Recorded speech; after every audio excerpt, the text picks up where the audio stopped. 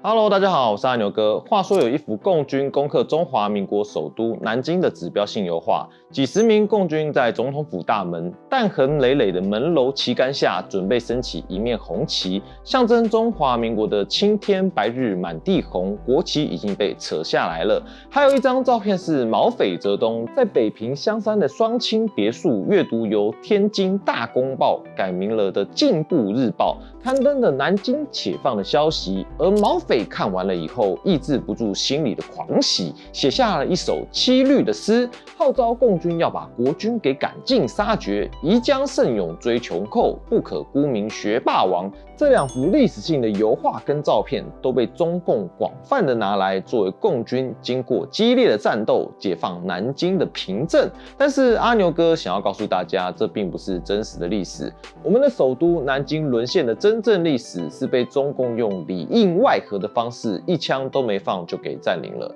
今天阿牛哥就来还原一下那段南京兵不血刃就被中共给占领的历史吧。先从守南京的国军在中共地下党的策反之下就这样投降了开始说起。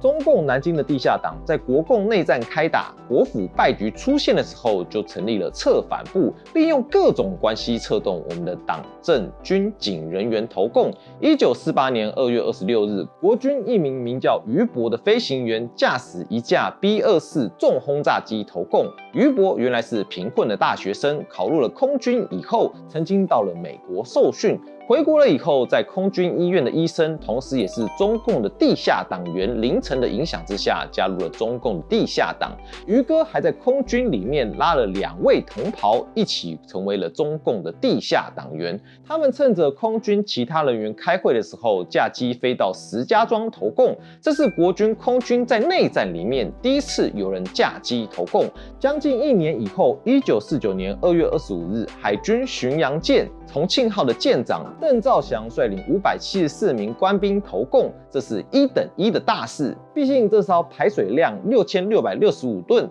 装备精良的军舰是2战结束了以后，英国送给中华民国，是我们用来阻止共军渡过长江的主力战舰。舰长邓哥秘密跟中共地下党接触，中共上海局跟南京地下党分别有7条以上的交通线，跟舰上的官兵秘密联系。当重庆号接到了命令，从吴淞口开赴江阴参与对共军作战的时候，舰长邓哥指挥重庆舰高速开往青岛，宣布投共。之后在葫芦岛港内停泊的时候，被我们的空军炸沉。4月22日，南京飞机场431电台以及指挥塔30多人，在台长也是中共地下党员的罗贤璞，他的率领之下投共。2天后，也就是24日，他们把飞机场上扣留的4架飞机交给了共军接管。第2天，海军第2舰少将司令林遵在南京燕子矶又率领了25艘舰艇以及全部的官兵投共。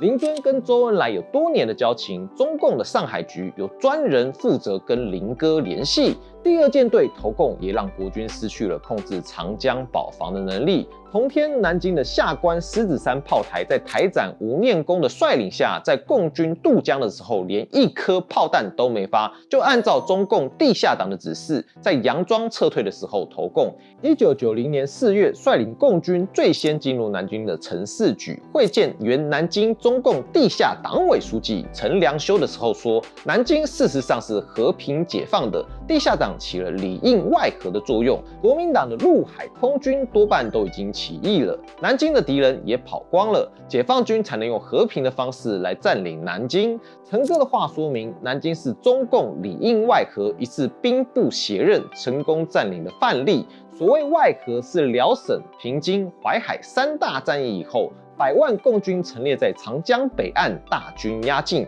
里应是中共地下党员鼓动南京市民反内战、迎解放，策动政府的党政军警投共，同时又派情报人员打入国民党的党政军机关，取得了核心情报，让国军无机密可守、无兵源可用、无战力可言，最终导致了一败涂地的结果。1949年4月20日，国共在北平的和平谈判破裂。同天，毛匪哲东跟朱德发布向全国进军的命令，要打倒蒋介石，解放全中国。共军发起了渡江战役，一夜之间就突破了国军的防线。当时守卫京畿的国军有10多万人，但是因为战线过长，守备兵力其实是很分散的。在中共地下党的鼓动之下，南京市民开展了反内战的斗争，让国军被民众完全孤立。在败局已定、大势所趋的情况之下，守卫南京的国军陆海空兵力纷纷投共。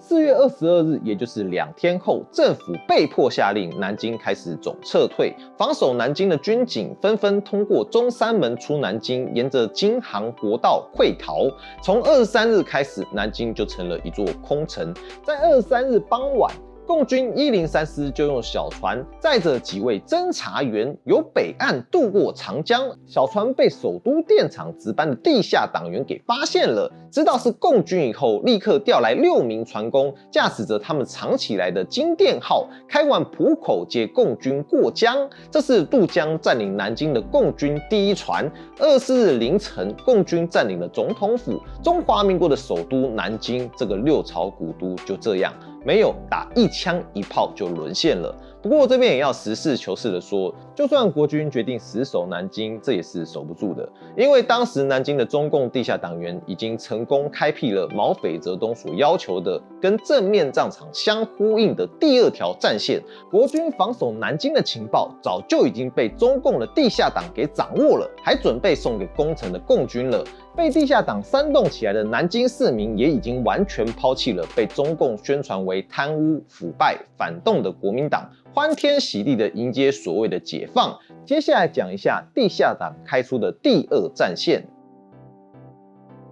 1947年5月30日，毛匪泽东为中共的新华社写了一篇名为《蒋介石政府已处在全民包围之中》的评论，说伟大的正义的学生运动跟蒋介石反动政府之间的尖锐斗争，是跟正面战场相呼应的第2条战线，号召人民为中国革命准备一切必要的条件。这当然也包括了情报工作。1948年10月，中共南京的地下市委设立了情报部，派党员打入了我们的国防部、保密局、美军顾问团、青年部等各个机构，获得了国军在华东地区调防跟驻扎的情报。国军在长江沿岸的军事部署被中共知道的是一清二楚，为共军渡江战役的胜利提供了极其重要的情报。1949年3月，南京地下党派人乔装成商人到苏北，把军事地图、京沪沪杭沿线军事布置图、长江北岸桥头堡封港情况、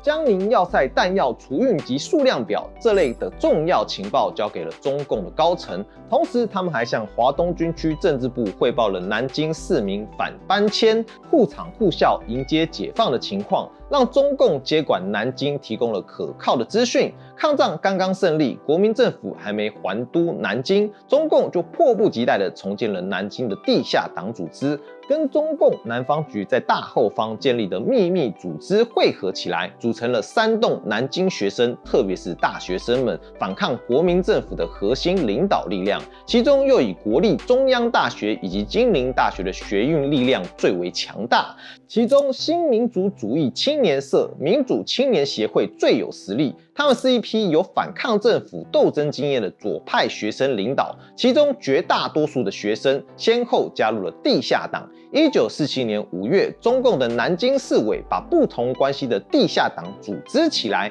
建立了领导各自领域对抗政府的学委、工委、文委、金融委、公务员委等中共组织，分别领导各条战线的斗争。国共内战全面开打以后，因为美国的禁运，让国军从1947年开始渐渐由攻转守，再加上一些官员的贪污腐败，国统区陷入了全面的危机，民怨沸腾。1947年5月20日，京沪苏杭5000多名学生聚集在首都南京，举行了挽救教育危机、反内战、反饥饿的联合大游行，遭到国民党军警的镇压，打伤了100多人，逮捕了28人，被中共称为南京520血案。虽然跟现在中共之下比起来，这根本不值一提。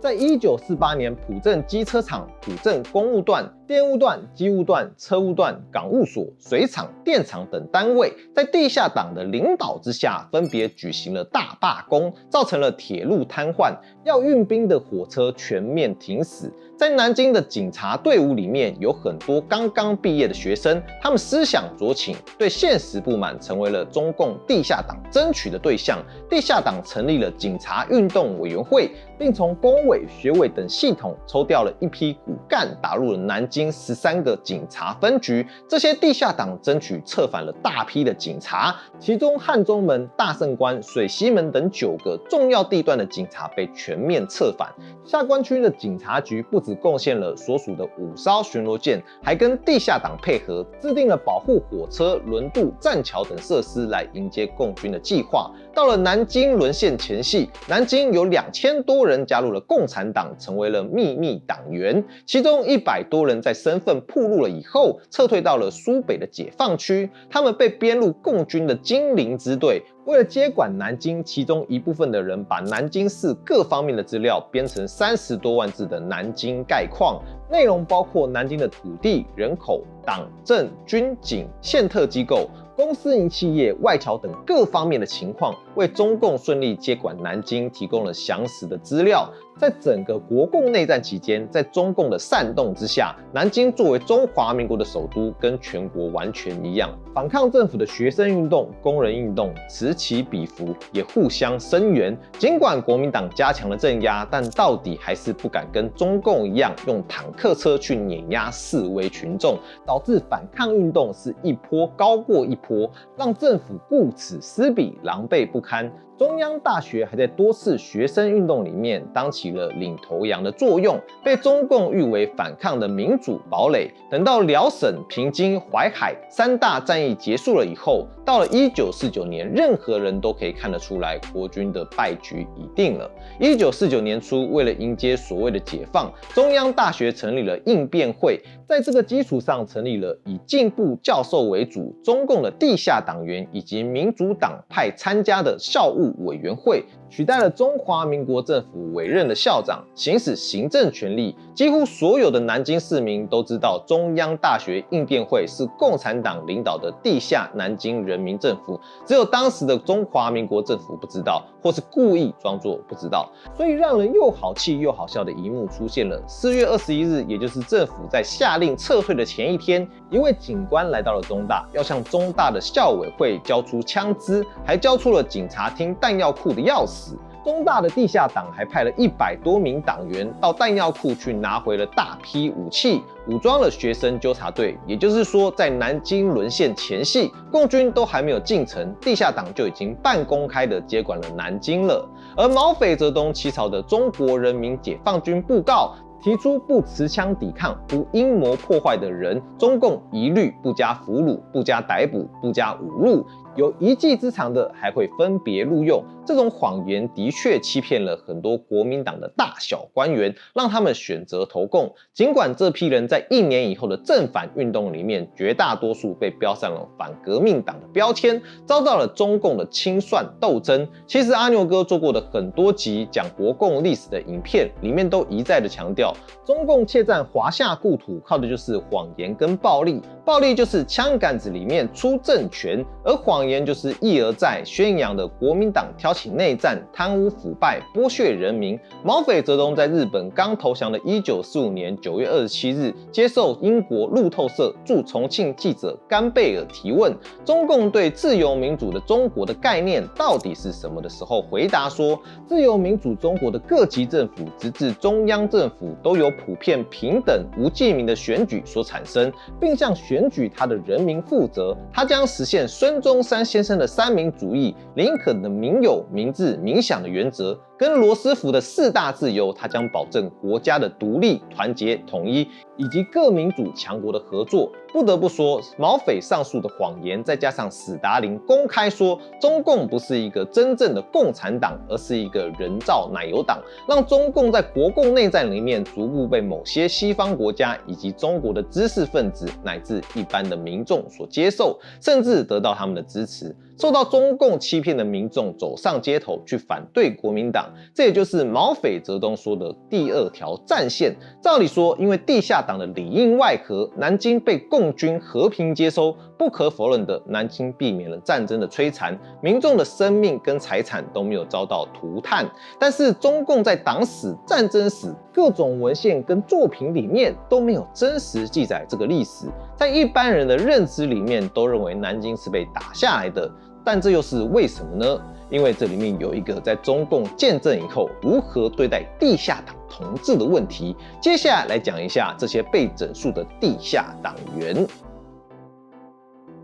在国共内战里面，城市的沦陷有两种模式，一种是仿照天津模式被中共给打下来的，另外一种是北平模式透过谈判投共的。而南京刚好是这两种相加里应外合的和平沦陷，但是这种和平沦陷的模式其实一直都没有被中共给接收，因为这里有一个怎么对待中共地下党的问题。其实在1949年4月南京沦陷以后，接管的中共第二野战军就请示了毛匪泽东要怎么对待地下党。毛匪回电降级安排，控制使用，就地消化，逐步淘汰。这过河拆桥的16支方针被后人称为卸磨杀驴，属于中共的绝对机密，只传达大区的负责人一级。到了同年9月，毛匪点名南京、福建、广西、云南等4个地区，中共的地下党组织有党员不纯洁的严重问题，南京就排在第一位。毕竟毛匪信奉枪杆子里出政权的理论，虽然在打内战争天下的时候，为了联合次要敌人打击主要敌人，建立统一战线，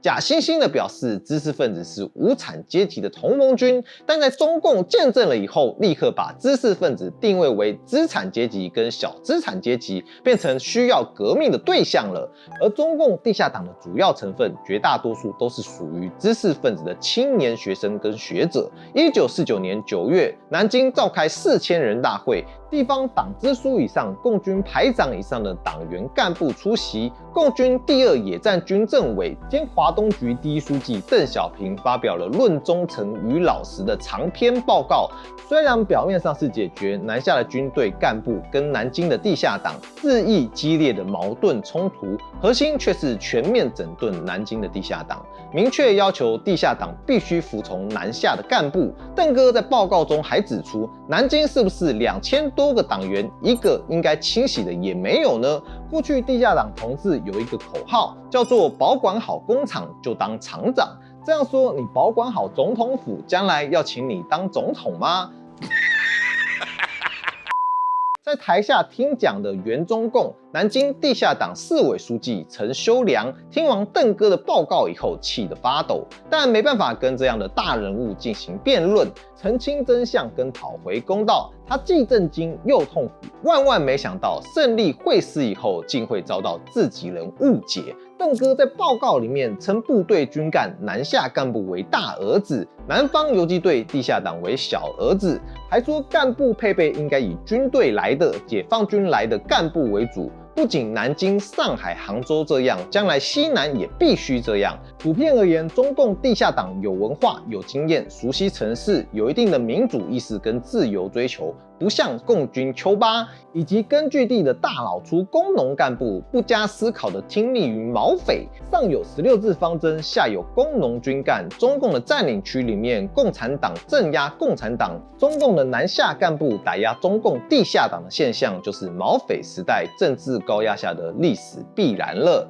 中共接管南京以后，地下党的市委书记陈修良就被立刻降级了，成为了市委组织部长。邓小平报告了以后，陈姐又挨批了，所以在1950年初就调离了南京。在反右运动的时候，陈姐就成了极右派。根据她的资历级别，被划为极右，必须要由中共中央审批，得经过总书记邓小平的同意。毛匪泽东下令整肃地下党的借口，是因为他们不是无产阶级出身，社会关系复杂，受的是资产阶级教育之类的。而大批的新党员在国民党大势已去的时候加入，动机不纯，成分复杂，一定有不少国民党第5纵队的特务。此外，知识分子党员又善于独立思考，不盲目服从，爱提意见等等，更是让习惯于专断独行的毛匪不开心。1949年9月到1950年年底，中共南京地下党的整党运动没有查出一名潜伏的国民党特务，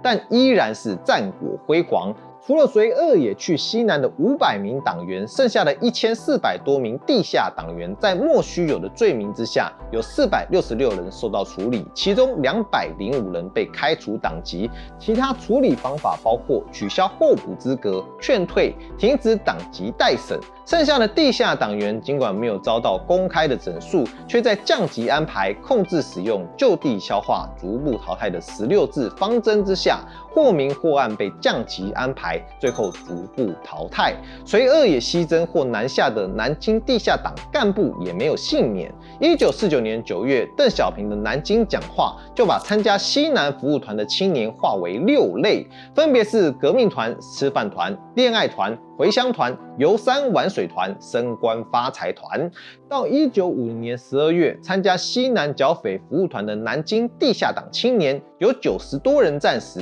不少幸存者之后被打成了右派，发配到穷乡僻壤从事苦役，有的人无声无息就死在了异乡。最后，阿牛哥想说，知识分子出身的地下党其实是中共党内相对理性的健康势力，民主自由是他们争取的目标。尤其是在40年代，在国统区加入中共地下党的知识分子，没有经历过延安的整风跟抢救，不知道中共运动的厉害。他们在1949年中共建政了以后，有话直说，没有自我保护意识，被时代大潮给夹着，经历了反右、文革，发现了得到的并不是我们想要的，而且比原来还不如，但是一切已经来不及了。他们眼睁睁看着战友跟亲友们一个个被毛匪合法冤枉，最后冤枉到了自己。从几十万的中共地下党员的悲剧，到14亿沦陷区灾胞的悲剧，除了毛匪折中的个人因素以外，发生这一切的深层原因是什么呢？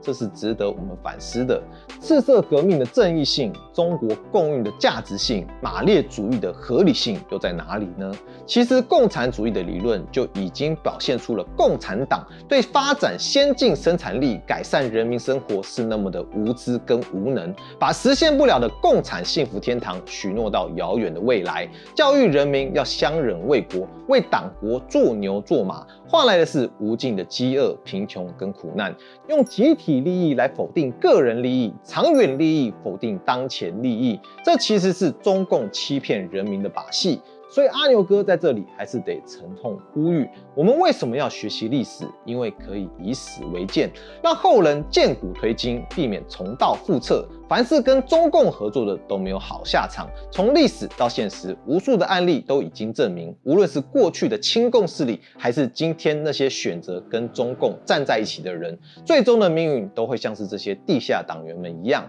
被利用完了就丢了。看看香港，当年那些高喊爱国爱港，在中共立场对抗民主派的人，如今还有几个人能全身而退呢？澳门的老一辈商人当初以为紧抱中国市场就能发财，结果政权一收紧，多少人的资产被接管，甚至是人间蒸发呢？这些想跟着中国共产党吃肉喝汤的人，当你选择跟中共站在一起，就得准备好随时被牺牲，因为他们从来不会把你当成自己人，只会当成他们手中的工具，一旦不再有利用价值，就会把你给丢掉。当然，他们把你当成自己人的话，那下手就更狠了。你可以看看那些中共的高官，或是我们曾经访问过的人啊。但是这一切都应该要收场了。随着对岸倒行逆施，灾胞们不断励精图治，追溯历史，穷尽自己的努力，追向前进，了解中国共产党是怎么迫害国家、民族跟人民的。凡是假改革，必来真革命。总有一天，自由中国会回到华夏故土，